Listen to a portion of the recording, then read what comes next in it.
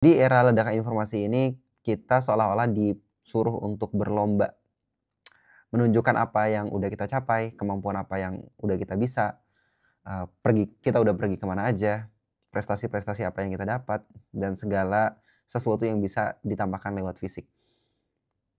Kalau kita ngikutin itu, hidup kita nggak akan pernah tenang, hidup kita kayaknya nggak akan pernah bisa, bahagia, karena setiap orang tuh punya ujian dan masalahnya masing-masing. Apalagi kalau misalnya kita ikutin standar apa yang orang itu ucapkan. Kamu umur 20 harusnya udah segini, kamu umur 30 harusnya udah dapat pencapaian A, B, C, D, E, F, G gitu. Kalau kita dengerin tuh pasti akan ada tekanannya sendiri ya. Mungkin kamu yang nonton ini ngelihat aku, ya aku udah sampai di titik A, B, C, D, tahu nggak sih apa yang aku pikirin? Yang aku pikirin juga ada orang di atas sana yang sudah lebih dibandingkan aku gitu. Aku masih belum apa-apa juga. Nah, kayaknya siklus ini nggak akan pernah berakhir. Sampai satu saat kita sudah mulai mencukupkan diri untuk mendengarkan hati kita, untuk hanya mendengarkan orang-orang terdekat kita dan orang-orang yang benar-benar peduli pada kita, bukan standar sosial. Yuk kita bahas. Halo, assalamualaikum warahmatullahi wabarakatuh.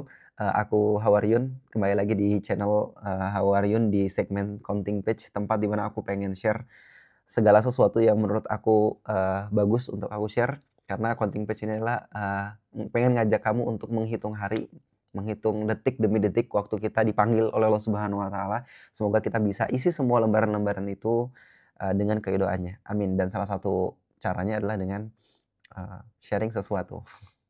Ini adalah hal yang aku dapetin di minggu-minggu ini. Ini ada buku yang udah lama aku beli, baru aku baca. Ini udah lama banget ya, mungkin aku udah ketinggalan. Ditulis sama Mark Manson, Sebuah Seni untuk Bersikap Bodo Amat. Nah, buku ini aku baca, eee, nggak baca detail, cuman baca cepet aja, ada poin-poinnya yang udah aku catat gitu. Kan salah satu cara supaya kita tuh bisa efektif dalam membaca itu bukan cuma sekedar membaca, tapi kita coba membaca, habis itu sambil membaca aktif namanya. Kita baca, habis itu kita tulis, poin-poin penting yang ada di buku ini gitu. Salah satunya yang menarik di buku ini ya, si Mark Manson ini cerita tentang bahwa kebebasan itu datang bukan dari kita bebas, tapi justru datang dari ketika kita terikat gitu. Jadi si Mark Manson ini dia keliling dunia. Dia ngerasa kayak, oh hidup dia terkekang banget ya sama banyak aturan, sama banyak standar sosial, sama banyak hal ya, yang diekspektasikan sama masyarakat, sama keluarganya, bahkan dia mengekspektasikan sesuatu pada dirinya sendiri. Sehingga dia ngerasa kayak, "Gue kayaknya harus lepas dari semua batas-batas ini, gue harus keluar dari batas-batas ini." Gimana caranya? Gue tinggalin sosial, gue tinggalin keluarga gue tinggalin sosial gue tinggalin, bahkan gue pengen melewati batas-batas negara. Kenapa sih kita harus dibatasin sama negara? Bukankah kita ini satu, kita ini sama-sama homo sapiens gitu ya. Udah kita bersikaplah sebagai orang yang yang globalis gitu. Akhirnya dia pergi ke mana-mana. Terus dia berpikir bahwa apa nih yang penting untuk apa yang membuat aku tuh ngerasa bahagia, yang membuat aku bisa bahagia. Oh, aku bisa bahagia itu karena misalnya punya punya banyak kenalan, akhirnya dia kenalan sama banyak orang, punya banyak pasangan, akhirnya dia berpasangan sama banyak orang. Di setiap negara dia punya pasangannya satu-satu gitu. Terus apalagi berhubungan sama orang-orang yang dia cintai. Kalau misalnya udah nggak cinta, ya udah dia pergi ke tempat yang lain, mencintai orang lain, habis itu berhubungan, habis itu udah bosan pergi lagi pergi lagi. Dia merasa bahwa aku nggak pengen dibatasi oleh sosial, aku nggak pengen dibatasi oleh norma, aku pengen sebebas-bebasnya, jadi bodo amat gitu. Ya kalau bagi aku itu penting bagi aku itu penting ya aku lakuin, bagi aku itu membuat aku bahagia ya aku lakuin. Dia lewatin semua batas-batas, negara, dia lewatin semua batas-batas yang, ada pada sosial, dia lakuin apa yang bener-bener dia mau, sampai pada ujungnya dia ngerasa kayak, iya ternyata semua itu nggak membuat dia ngerasa bebas, semua itu nggak membuat dia ngerasa bahagia. Tapi justru apa? Justru ketika sesuatu itu sesuatu yang dia pengenin itu, dia dapat dengan usaha, kemudian dia berkomitmen atas usaha itu, dia baru akan mendapatkan nilai dari apa yang dia dapatkan gitu. Gimana ya bahasanya? Aku kok muter-muter ya. Jadi intinya, jadi ternyata kebahagiaan itu bukan ketika kita bebas, justru kebahagiaan itu adalah ketika kita tuh taat sama satu aturan, ketika kita tuh ada di satu aturan dan kita mau komitmen terhadap aturan tersebut gitu. Jadi kalau misalnya ada orang yang dia tuh berpikir bahwa, dengan gue punya banyak cewek, dengan gue, punya sama banyak pasangan nggak ada yang ngebatasin gue, ya gue bisa bahagia, gue bisa puas gitu. Ya cobain aja, tapi nanti ujung-ujungnya dia tuh bakal bakal bosen, dia tuh bakal ngerasa kayak, "Ini nggak ada ujungnya nih kayaknya nih." Ya dia malah semakin hampa. Justru nilai itu akan muncul, nilai dalam kehidupan, nilai dari prinsip nilai yang akan membuat dia tuh ngerasa berharga adalah ketika dia tuh ber fokus sama satu orang, dia komitmen sama orang itu untuk mencintai, untuk nggak menyelingkuhi, eee, untuk nggak berkhianat dan lain sebagainya. Dia rela buat berjuang, seenggak cocok apapun dia tetap bertahan, senyebelin apapun dia tetap bertahan. Yang kalau misalnya dia udah bisa berkomitmen atas aturan-aturan yang mereka sepakati, mereka bisa bertahan. Nah, dari proses bertahan itulah dia akan mendapatkan sebuah nilai dan sebuah kebahagiaan. Itu sih. Aku nggak tahu ini bener, ini dengan apa, dengan interpretasi kepala aku aja ya teman-teman ya. Teman-teman bisa baca sendiri sih. Cuman aku termasuk orang yang nggak pengen merekomendasikan buku-buku yang ada, yang dari luar gitu. Aku cuman baca aja dan aku cuman pengen dapat perspektifnya gitu. Karena, enaknya kita tuh belajar Islam, kita tuh udah punya point of view sendiri. Ini kan sebenarnya, dia kan ngajarin kita untuk, fokus jangan sama orang lain. Kalau kita nggak bisa ngurusin semua orang, kita nggak bisa ngurusin, dan perhatian sama banyak orang. Justru bodo amatlah sama sesuatu yang nggak kamu yang nggak penting bagi hidup kamu gitu. Fokuslah sama hal yang memang kamu penting. Nah, pertanyaannya standar sesuatu itu penting atau nggak penting itu apa gitu. Kalau yang paling penting bagi aku itu adalah, punya uang sebanyak-banyaknya gitu, maka aku akan ngelakuin segala hal gitu. Bodo amat nipu orang, bodo amat, buat scam, bodo amat ngelakuin apapun. Yang penting aku kan hanya memperdulikan apa yang menjadi nilaiku kan. Nah, apakah seperti itu? Kan enggak gitu. Kalau kita dalam Islam tuh, kita tahu mana yang sebenarnya boleh untuk kita pentingkan, mana yang nggak boleh untuk kita pentingkan. Kemudian syariat, Islam itu memberikan batasan-batasan. Dan yang paling penting dalam hidup kita itu apa? Ya, perjalanan kita hidup ini keseluruhannya itu untuk Allah gitu. Jadi kalau misalnya, kita sebagai muslim itu sudah tahu point of view kita itu harus selalu ke Allah selalu ke Allah, segala sesuatu yang membawa kita ke Allah itu baik, segala sesuatu yang membuat kita jauh daripada Allah, itu adalah hal yang buruk gitu. Jadi kita nggak bisa ngelihat bahwa, sesuatu yang buruk terjadi kepada kita, kalau itu buat kita deket sama Allah, ya itu sebenarnya baik sih gitu. Walaupun itu terlihat buruk bagi kita, tapi karena itu membuat kita deket sama Allah, jadi itu baik. Sebaliknya, kalau misalnya ada sesuatu yang kita dapetin dan itu sebenarnya buat kita happy, tapi itu semakin buat kita melenceng daripada Allah, maka maka itu sebenarnya sesuatu yang buruk gitu. Karena kita, jauh dari orientasi hidup kita, yaitu beribadah pada Allah Subhanahu wa Ta'ala. Nah, di Mark Manson ini nyeritain tentang, kamu nggak perlu peduli sama omongan orang, sama standar sosial, nggak boleh peduli sama hal apapun yang membuat kamu ngerasa terhambat, bodo amatlah gitu. Nah, sekarang pertanyaannya, kalau yang kamu pedulin itu adalah kepuasan birahi seksual kamu gitu, terus, kamu, punya punya pasangan terus kamu hianatin, ya nggak apa-apa gitu. Kenapa? Karena yang paling penting bagi kamu adalah tertunaikannya semua hasrat-hasrat kamu.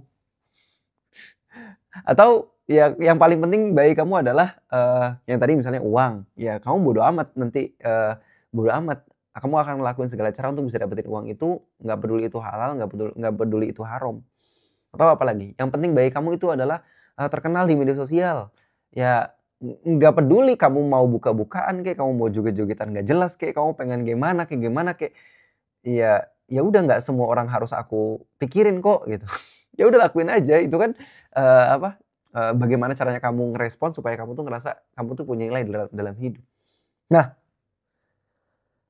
kalau seperti itu tandanya kan kita tuh nggak punya standar gitu ya. Nah, enaknya dalam Islam tuh gitu teman-teman. Kita tuh udah punya standar mana yang boleh untuk kita lakuin, mana yang enggak. Karena kita udah punya tujuan kita untuk Allah dan Allah udah kasih kita syariat, udah kasih kita aturan. Ya kayak gitu. Terus, aku nggak tahu lagi nih apa yang, tadi aku, baca, aku lupa. Nah, di awal-awal ini ngomongin tentang ini ya, ngomongin tentang bahwa nggak usah ngarep kamu spesial gitu, kamu sebenarnya nggak spesial-spesial amat. Ya, kita juga sebenarnya udah selesai sama masalah itu, kita udah selesai karena kita udah memahami konsep tentang qada dan qadar. Aku juga sempat ngebahas ini sih tentang, kenapa orang itu bisa bisa sukses banget gitu, kenapa orang itu bisa ya biasa-biasa aja. Ternyata orang sukses banget atau enggak orang biasa-biasa aja itu ditentukan sama banyak banget faktor, bukan cuman faktor usahanya dia. Buku ini sebenarnya out of the box banget sih, kayak di saat orang-orang itu bilang bahwa kamu, akan mendapatkan apa yang kamu pikirkan, kamu akan mendapatkan apa yang kamu usahakan. Kalau misalnya kamu belum mendapatkan, tandanya kamu belum benar-benar memikirkannya, tandanya kamu kurang memikirkannya atau tandanya kamu kurang mengusahakannya. Nah, buku ini tuh nggak bilang begitu, buku ini bilangnya gimana, ya ya udah mengalir aja gitu. Diceritain tentang di sini dia ceritain tentang, ada orang yang tukang mabok-mabokan, terus, dia cuma nulis puisi, itu terus dia lakuin. Tapi ternyata di satu momen dia tuh menjadi penulis yang terkenal, kan aneh ya? Nah, buku ini tuh ngomong tentang faktor X, ternyata banyak banget loh faktor X dalam hidup kita yang sebenarnya menentukan ke mana arah hidup kita, tinggal bagaimana caranya kita tuh, fokus, mindful dengan apa yang kita lakuin gitu.